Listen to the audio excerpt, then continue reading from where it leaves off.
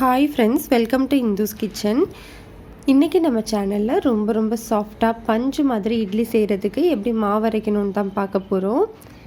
அது எல்லாமே பார்க்குறதுக்கு முன்னாடி நம்ம சேனலை சப்ஸ்கிரைப் பண்ணாதவங்க ப்ளீஸ் சப்ஸ்கிரைப் பண்ணிக்கோங்க. கூடவே பெல் ஐக்கானையும் கிளிக் பண்ணிக்கோங்க. அப்போது தான் நம்ம சேனலில் போகிற வீடியோஸ் எல்லாம் உடனே உங்களுக்கு வரும். இட்லி மாவு அரைக்கிறதுக்கு இட்லி அரிசி எடுத்துக்கோங்க. இட்லி அரிசி 5 கப் அளவு இட்லி அரிசி. நீங்கள் எந்த கப்பில் வேணும்னாலும் எடுத்துக்கலாம். நான் இன்றைக்கி 200 கிராம் உலக்கில் 5 உலக்கு அரிசி எடுத்துருக்கிறேன். 1 கப் அளவு பச்சரிசி எடுத்துருக்கிறேன். பச்சரிசி நம்ம சேர்த்தோன்னா நம்மளுக்கு இது தோசைக்கும் யூஸ் பண்ணிக்கலாம். நல்லா கிறிஸ்பியாக வரும். இட்லியும் நல்லா வெள்ளையாக வரும். இது ரெண்டையுமே நல்லா கலந்துட்டு ஒரு 5லேருந்து 6 தடவை நல்லா வாஷ் பண்ணிடுங்க. நல்லா வாஷ் பண்ணும்போது தான் நம்மளுக்கு இட்லி நல்லா வெள்ளையாக கிடைக்கும்.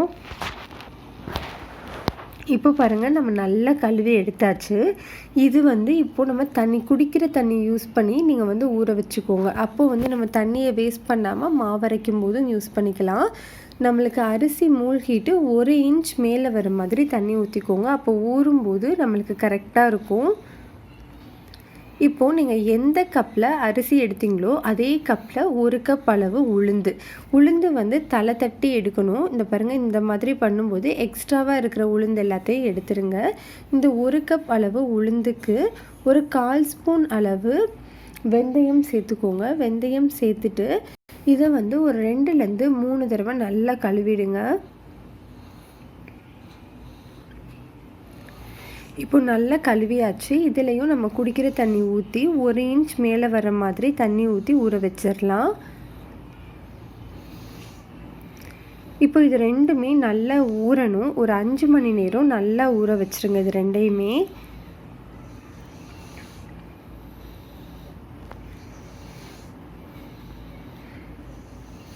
இப்போ 5 மணி நேரம் ஆயிடுச்சு. முதல்ல எப்போவுமே நம்மளுக்கு உளுந்து அரைச்சிக்கோங்க.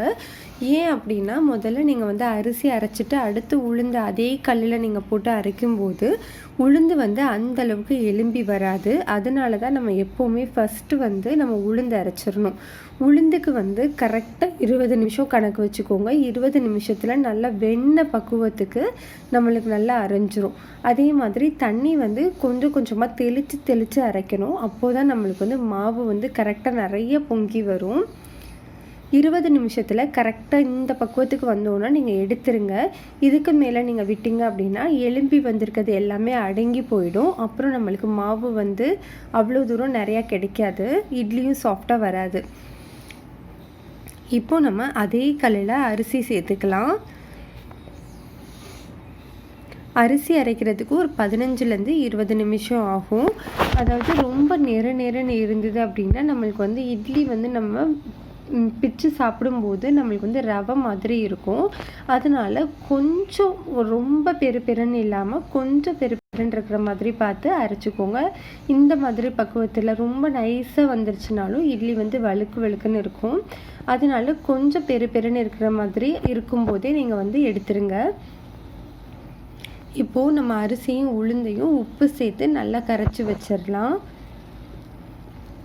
ரொம்ப கெட்டியாகவும் இருக்கக்கூடாது, ரொம்ப தண்ணியாகவும் இருக்கக்கூடாது. மாவு இந்த பக்குவத்தில் இருக்கும்போது நம்மளுக்கு அரிசி தண்ணி உறிஞ்சும். அப்போது கரெக்டாக இருக்கும் இட்லி ஊற்றுறதுக்கு.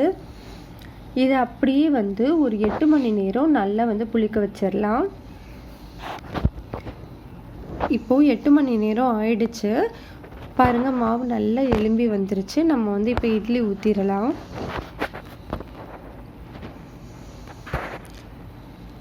நான் இன்றைக்கி துணி போட்டதில் இட்லி ஊற்றுறேன். நீங்கள் இட்லி குக்கர் யூஸ் பண்ணுறீங்க அப்படின்னா நீங்கள் அதில் ஊற்றிக்கலாம். ஒரு 10 நிமிஷம் நல்லா வேகட்டும். பாருங்கள், இப்போ 10 நிமிஷம் ஆயிடுச்சு. அது வெந்துருச்சான்னு பார்க்குறதுக்கு லைட்டாக கையில் தண்ணி தொட்டுட்டு பாருங்கள்.